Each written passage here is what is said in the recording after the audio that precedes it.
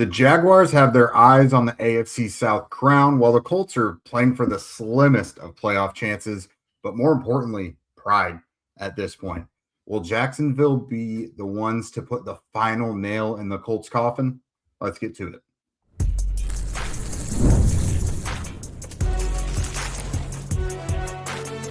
You are Locked On NFL Crossover, part of the Locked On Podcast Network. Your team every day. Hello, I am Jake Arthur of Locked On Colts, joined by my friend Tony Wiggins of Locked On Jaguars, and we're on the Locked On Podcast Network, now the #1 sports podcast network in the entire universe. And Crossover Thursday, as always, is presented by PrizePicks.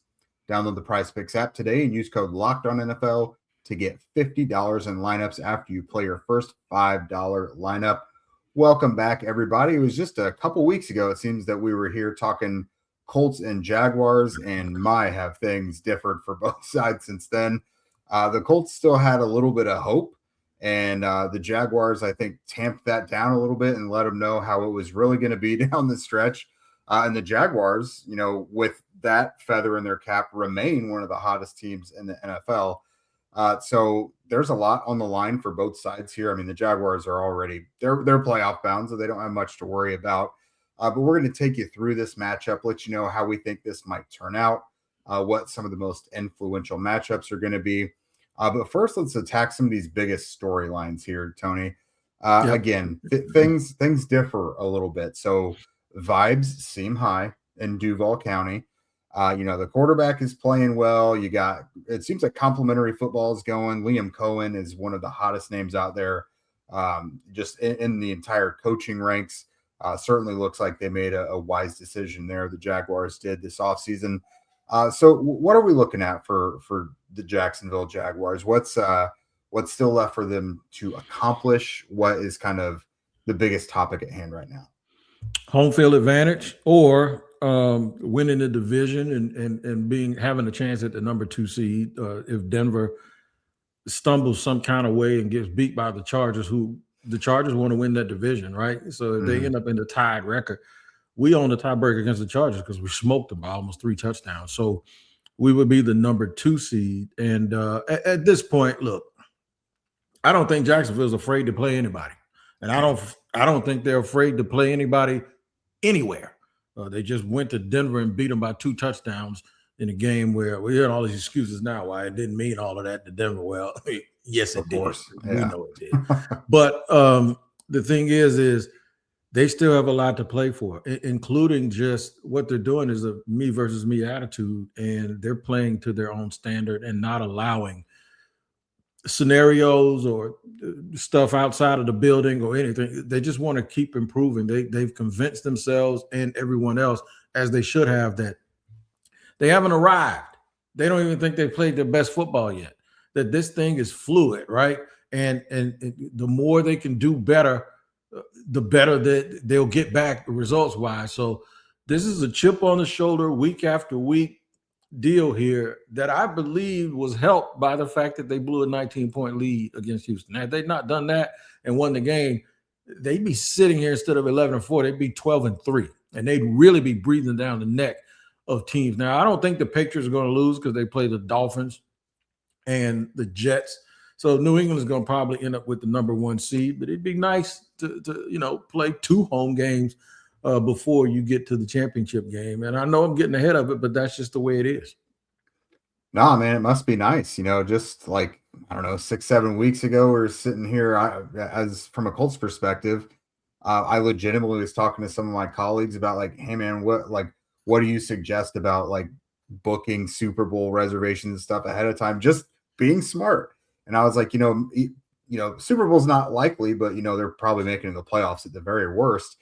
And, we know about that 7-1 start. Everyone does. But since then, as good as that start was, it's as poor as they've been since then.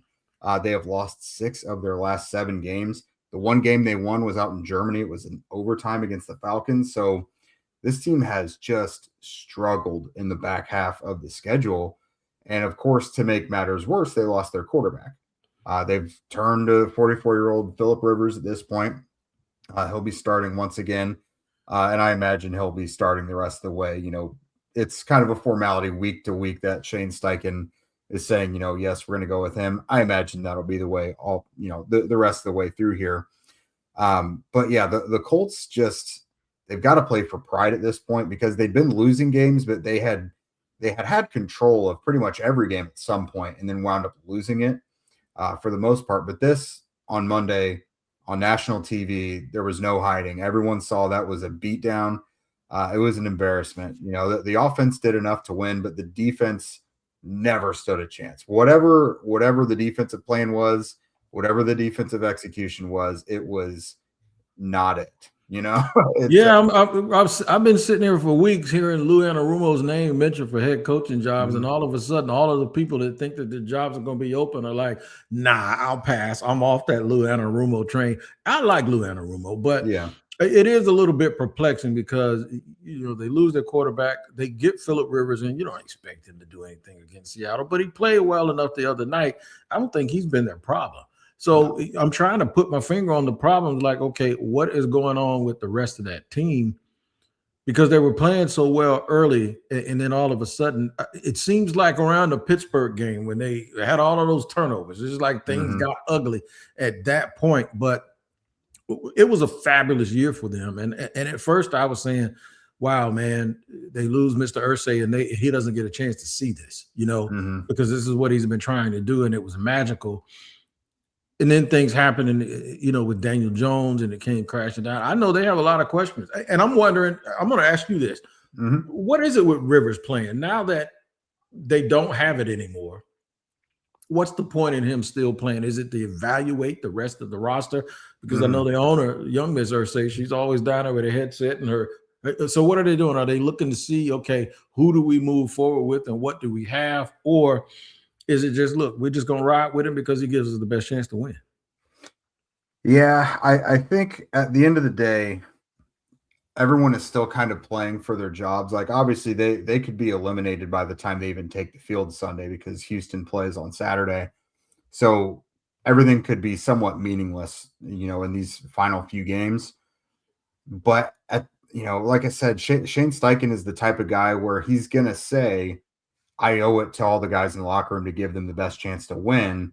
And Phillip Rivers certainly gives them the best chance to win. We're not talking about a guy in Riley Leonard who is as physically gifted as Anthony Richardson. Phillip Rivers has never been successful because of what he does physically. It's because he's smarter and more prepared than the defenses he's playing. And you can still kind of see that for the most part since he's been back. Now, his physique has changed quite a bit since he's been back, but you can still see the guy getting rid of the ball quickly, making checks at the line, calling audibles, just doing all the things that he used to do. But I do expect him to continue playing. Anthony Richardson, I don't think will be ready. He's got still some visual impairment. And then Riley Leonard has never really been their plan as like their long-term quarterback. So I don't truly see how it benefits them to send him out there as the quarterback, because it's like you're not really evaluating him to be your starter next year. I don't think so. You might as well go with the guy in Rivers who gives you the best chance to win. And like you said, he hasn't been the problem. I thought he played really well on Monday. Was probably one of their 5 best quarterback performances of the season. So yeah, I would imagine it's got to be Phillip the rest of the way. I mean, especially if somehow they squeak their way into the playoffs, you got to go with the guy that brought you there. Yeah, I'm wary though, man. It's like they still have enough with their receivers, with Rivers. They still have enough to be a problem. It's like we're the Jaguars and we're speeding towards this thing, and Phillip Rivers is. And I got to be careful here because I'm going to make an analogy, and it sounds like me now. He's in the fast lane. It's like he's got his blinker on. He's going 40 miles. It's like, oh man, move, get over, get out of the way. So that's what the Jaguars. They're blowing the horn like, come on, man, get out of the way. And Phillip Rivers is like, you can't rush him. You know how old people are driving like, what are you talking about? So that's kind of what it is for us, and I'm looking forward to the game Sunday. Yeah, without a question. All right, guys. So we're going to talk about some of the matchups here. Because again, these teams faced just a couple weeks ago, but I'm already kind of starting to see some parallels about what the Colts have faced since that matchup that have got me kind of even more worried heading into this one.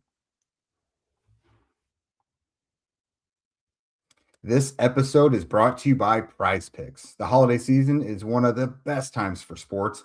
Bowl games, big basketball matchups, playoff pushes, it's all happening at once. And while we're all making choices every day, one of the most fun places to make the right call is at PrizePicks.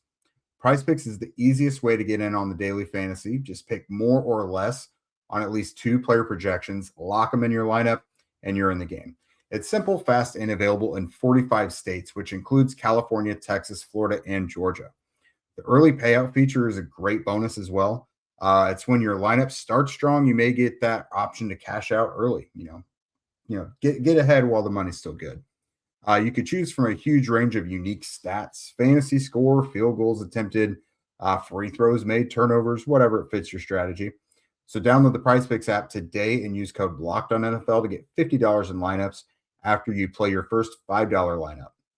That's code LOCKEDONNFL to get $50 in lineups after you play your first $5 lineup. PrizePicks. It's good to be right. All right. Welcome back, everydayers. Thank you for making both Locked On Colts and Locked On Jaguars your first listen of the day. And thank you for making Locked On the #1 sports podcast network in the universe. Now, we're really excited about this. If you haven't already, go check out the new Everydayers clubs. You can catch our audio ad-free, and you can get an invite to the members-only Locked On Everydayer Club Discord server, which includes a group chat for just listeners of our shows. Go to lockedoncolts.supercast.com or lockedonjaguars.supercast.com to join or even gift a subscription. It's a perfect holiday gift right now. All right, Tony. So let's get into the nitty-gritty here. We know, every year is different, but we know on either side who to be worried about on both these rosters. Now, there were some guys for Jacksonville that did not play just a couple weeks ago. Could cause some worrisome things to go on for the Colts. But one guy who did play and did very, very well I'm looking at is Jakobi Meyers, man. He is maybe playing the best ball of his career, and that's a guy who earned a contract to be a wide receiver 1 elsewhere. But he's really upped his game since that trade to Jacksonville. And, no Travis Ward for the Colts. I don't know that Sauce Gardner is going to be back quite yet either. They've taken their lumps with guys like Jalen Jones and Mekhi Blackman lately. So we'll see. But, Jakobi Meyers, whether it's out of the slot or lined up outside, he's got me worried. Him and Trevor have just got a really good connection. Yeah, he's a quarterback-friendly wide receiver, and that's what has been described by Trevor Lawrence and other people. I'm not smart enough to be able to explain all of that, but I can kind of explain what they sort of meant. And what they sort of mean with that is he makes it easy to put the ball where it's supposed to be. Like the professional route running, professional pass catcher thing. You know where he's going. He knows where he's going. And he does a really good job of kind of getting there and disguising where he's supposed to be. When you look at him play, and I'm not comparing him to these Hall of Famers. I'm just saying this is you go grocery shopping and you say, okay, what aisle is this on? Well, it's on the aisle where all the other stuff that looks like it is. That he kind of reminds me of DeAndre Hopkins, and he kind of reminds me of Devontae Adams with his body type, his playing style. His impact has been very Keenan McCardell-like for the Jaguars, meaning, he could be a number 1 in any minute, but I don't get caught up in the 1 and the 2 deal. And I think if you look at the Rams, where the Jaguars kind of have taken a lot of things from because of all of the coaches that they have that have kind of come through that tree, Puka Nacua and Devontae Adams is like 1 and 1A when they're both out there. That's kind of what this is. And Jakobi allows everyone else he's so good at what he is doing, and he allows Trevor to throw the ball in spots where Trevor used to not throw it, in the middle of the field at the hash marks. He's always there and he's always open. It kind of opened up things for Brian Thomas Jr., who came back from an injury. And it has also made people realize just how good of a one-on-one wide receiver it is when you get the ball to Parker Washington, as you saw last week. He's a great, thick-legged, turns into a running back type wide receiver because he's built like that. He's also a great punt returner and a great kick returner. So you get him one-on-one on an open field, he's very, very hard for you to tackle. That only happens because you have a guy like Jakobi Meyers who affects all of the windows, gets all of the depth. He doesn't get knocked off his line. He's able to release very well and stack. and he's able to get to where Trevor wants him to be. And it's allowed the entire offense, not just him and Trevor, but the entire offense to be very, very fluid. 3rd and 6, they get 6. 3rd and 7, they get 7.5. And those are the little small things that good teams do that bad teams don't. And they've been able to do that this year and to keep those first downs and keep those critical possessions going during the game that allows them to manage games that they end up winning. And I think that's been a big, big thing. Yeah. Now, when it comes to the Colts, their record says otherwise, but they're not a bad team. They're just a team that's kind of lost right now. And I mean, even the foes, you guys can acknowledge, there's talent there. It's just whatever's going on is just not great. So when you look at the Colts roster, what has you kind of, given yourself pause a little bit? I'm always afraid of Jonathan Taylor. Always. Mm-hmm. I have told people, I've been saying it for the last 4 or 5 years. When you start talking about Saquon and Bijan and now Jahmyr Gibbs, you can't leave him out, man. He is just that good of a football player. And he's a combination of power, speed, size, and what have you. And if you allow him, he'll whoop you. The Jaguars did a very, very good job the first time that they played him. And he is the type of player where you really have to pick your poison. The other one is Alec Pierce, because I don't know if he's eating up the route tree, but I tell you what he is doing. He's getting like 20 yards a catch when he does. Yep. And that allows things to be opened up underneath for Josh Downs and, of course, the rookie tight end, Warren. You always need someone that can do certain things like that. Now, Pierce isn't as much of a threat now because I don't know if Phillip Rivers can throw the ball that far down the field anymore with any consistency, but you still have to watch him, especially when you get in the red zone, because he has that size and he's a dude that can run a 9 route or run a fade route and get wide open. And the Jaguars don't have real tall corners. So those things are a threat. The offensive line obviously has been an issue also. But I think they're a little banged up. And then the Mike linebacker, those guys, they fly after the ball and they really, really do flow to the ball well. I haven't seen the effects of having both Charvarius Ward as well as Sauce Gardner on the field at the same time to affect the game. I do like the safeties. I like Nick Cross a whole bunch. It's just that you're right. You can't pinpoint exactly what is wrong with the Colts outside of the fact that they had to switch up quarterbacks. They've been a little bit of a perplexing team. Maybe it kind of just came down to earth a little bit. You know what I mean? Because sometimes that's exactly what happens and you peak too early.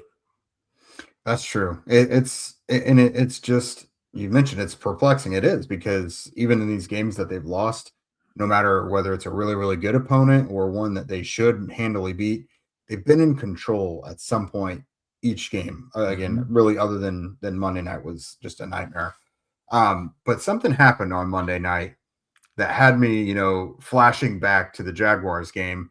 So Phillip Rivers, late in the game, he throws the pick six over the middle of the field to the Mike linebacker, who scoped it the whole way, just scoop score, I'm out of here. And I said, oh, hi, Devin Lloyd. Nice to see you again. There you go. Because Daniel Jones did something so similar to Lloyd. And Lloyd's got, 5 picks this year? Is that right? By the way, Pro Bowl snub, Devin Lloyd. Yeah, that's let all linebackers gets you 5 picks. He should be out there. Yeah, led all linebackers with picks. Even had one on Monday Night Football against the Chiefs that was that seminal moment that you look for, but we don't get no respect. So that's fine. You don't have to give the Jaguars any awards, because you know what? They just going to take it out on everybody else, and they just keep feeding us all of this stuff. But Devin Lloyd's a very good player. Shout out to Luke Kuechly, too, for sitting there watching that live and calling that thing out. And there it is. As soon as the dude jumped, he went, there it is. And that's kind of what you can do with Rivers, because the lack of velocity and the fact that he's a statue. Like Joe Flacco's a statue, but Joe Flacco can throw it from Indianapolis all the way to Lafayette. You know what I mean?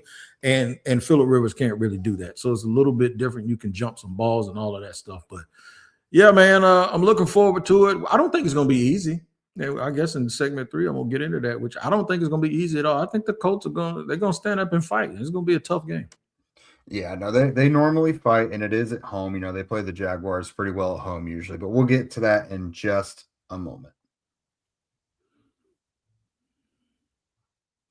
All right, welcome back to the show. Every Dayers, we are talking Colts and Jaguars at Lucas Oil Stadium. It is the Colts' final home game of the year, and really they're one of their final chances to really show that they've got some gumption and some life left in them, because they lose and they're done. They might be done before the game even begins, because again, we mentioned Houston plays on Saturday, and they need to win out and they need Houston to lose out. So, even if that is the case where they enter this game out of the playoffs, you really hope to see them come in there pissed off by how the season, like, they need to take their frustrations out on the slide they just experienced and missing out on the playoffs after a 7-1 start. You want to see them with fight, because there's nothing more disappointing that we've seen this with Colts teams in the past. Like they faced the Giants last year with a historically bad offense, and the Giants put up 45 points on the Colts. These are the kind of games that we see the Colts kneel to their opponent and just don't show up. So they cannot do that. But before I get to like the specifics of what the Colts need to do to actually win, because like they can win this game. I mean, the Jaguars are the better team, but they can win. But when you look at this one, Wig, what do you see as the Jaguars, like their most seamless way to win this game, like the biggest factors in order for them to win? Just keep being themselves. Know who you are when you come out of the locker room, and focus on your strengths as how they match up with the weaknesses of the other team, and not so much just worried about the weaknesses of the other team. I think they just have to come out and understand that every little single thing that you do matters. It goes back to the fourth quarter against Houston. That is going to be something I believe that sticks in their minds of you got to step on people, and everything that you do is going to determine whether you win or lose this game. And because it's so fluid, and because they're still building up to who they want to be and the newness of this entire organization, I think the proof of concept of the hard work that they put in is making them want to go back. I likened it yesterday to someone who goes to the gym. Early on, you don't really see those gains, right? And then all of a sudden, at some point, you go somewhere and somebody goes, "You've been working out?" You go, "You notice?" I think the Jaguars notice, and that makes them hungry and they want to go back. They can't wait to get back on their treadmill and put the work in, because the work they're putting in is getting tangible results in front of everybody's eyes. So I think they're putting the work in, and when you put the work in, it gives you a sense of entitlement that is the right type of entitlement, which means we're going to go out here and show you exactly what we've been doing and who we are. And because of that, I think they're going to win the game. But I do think pride is a part of it. Just like last week, Houston knew they had to win, and they go out there and the Raiders give them everything that they wanted. And I know you guys were probably cheering hard for the Raiders to win that game, but this is the NFL. Teams are still going to play hard. The Jaguars play the Titans next week. The Titans, even though they beat the Chiefs this week, the Titans will have to come in here and play this hot team at home. They're going to get squashed, and we know that because all the optics works in the Jaguars' favor. The Colts, I believe the Jaguars are going to beat them, but I believe the Colts are talented and good enough to put up enough resistance that the Jaguars are going to have to make sure that they're smart and that they keep their heads right and don't get dumb penalties and don't turn the ball over and put themselves in a bad situation. I look forward to it. I'm going to tell you right now, I look for the game to go back and forth, but eventually the best team is going to win, and that's Jacksonville. Yeah, I think one of the biggest keys for the Colts, I'm going to look at the defense specifically. 2 weeks ago against Seattle, they held them to 6 field goals. Like, they kept Seattle, a really high-powered offense, out of the end zone. And they traded field goals like in the final minute, and that's how the Seahawks beat the Colts. It was a close game where the Colts, you look at it going into it, they probably would have had no business winning, but the Colts almost left Seattle with a win. And it was the defense that really stood up. Phillip Rivers' first game, it was the defense that stood up. Last week, could not have been further from the truth. The defense didn't even show up. Right. They got to the quarterback one time. And of course, Laiatu forced a fumble on that. The tight end scooped it out of the air and picked up like a yard or two. It's going to be one of those games, So with the defense, it's got to be the pass rush. They have got to show up. When they don't, terrible things happen. So DeForest Buckner is back now. Came back from IR last week on Monday night. So you have Laiatu, who has been playing really, really well in the last several weeks. You get DeForest Buckner another week into the system where he's maybe playing a few more snaps, being more effective. The problem is outside of those two, they just have such little help at pass rush. Samson Ebukam and Kwity Paye and Tyquan Lewis, those guys they're fine in minimal roles as pass rushers, but they're not going to give you much juice there. Right. And so you're really looking at two guys to dominate. And when I look at this specific matchup, I'm like, you're going to have to get to Trevor and try and rattle him and shake his confidence a little bit in order for this not to work. Because Trevor's playing, he's playing with swagger right now. He's rolling out, making these incredible throws on the move and everything. You're going to have to try and keep him contained to the pocket and bring him down in that pocket in order to win. But that's one of the biggest things for me. How's their protection been lately? Jaguars have been fine. They struggled a little bit early in the game against Denver last week, but then they regrouped and Trevor got the ball out of his hand.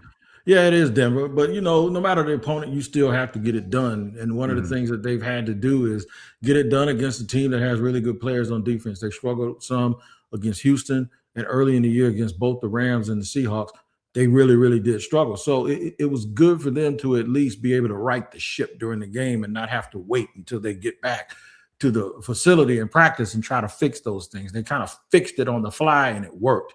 Therefore, that, gave them another level of confidence that they know that adjustment can be made in game.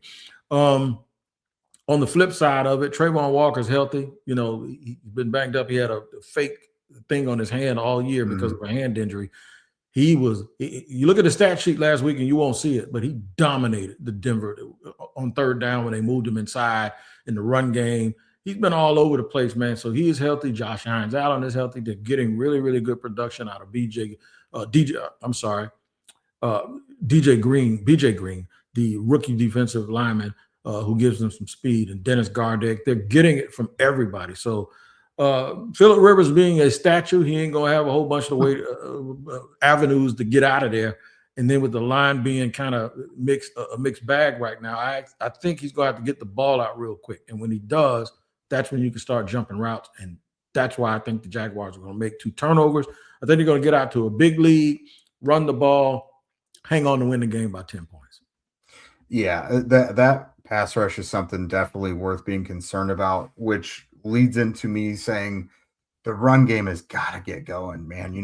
Jonathan Taylor had like 200 plus yards against the Falcons, but then since then, not even a 100-yard game. We're number 1 in the league against the rush. The Jaguars, exactly. Jaguars don't play them games. They're going. You want to do that, then it's going to be a long day because they ain't going to let nobody just keep running. I know, and that's just the tough thing is you look at like the common denominators of this slide is the run game has not been what it was early in the year during the streak. I mean, Jonathan Taylor got out to an enormous lead in the NFL in rushing yards, and now he's not even leading the league anymore. And then, like I mentioned, the pass rush has been so hot and cold. So I think those are 2 of the biggest things. And then obviously taking care of the football. That's the case any game. But when you're already kind of your back's against the wall, you cannot give your much better opponent those bonus possessions. So yeah, the Colts, I didn't feel good about this game, before last. I felt good about San Francisco, but I didn't feel good about this one or Houston. I still don't, obviously. So it's really hard for me to say the Colts are going to pull this one out. They can, but I don't know that they will. All right, everybody, drop in the comments what you think is going to happen, and we'll put a nice bow on this again tomorrow as well. Thanks again for tuning in today to Locked On Colts and Locked On Jaguars. Like I said, we'll both give our final thoughts and predictions on our pregame shows on Friday, so make sure you tune in, subscribe to those, and follow Locked On Colts and Locked On Jaguars so you get all of our latest episodes. Catch us on social media at Shop Talking Wig and at Jake Arthur NFL. And don't forget, if you need last-minute holiday gift ideas or someone keeps asking you what you want, but you're someone who just says, I don't know, make it easy. Ask for the Everydayer Club. It's ad-free episodes of these shows, exclusive Discord server access, and more. Subscriptions can be gifted through lockedoncolts.supercast.com or lockedonjaguars@supercast.com. Plus, for those of you on video, we will send you to the first ever 24/7 National NBA YouTube channel. On audio, make sure that you make your second listen Locked On NFL. So make sure to subscribe on YouTube and wherever you get your podcasts. You guys have a great day, and we will see you tomorrow.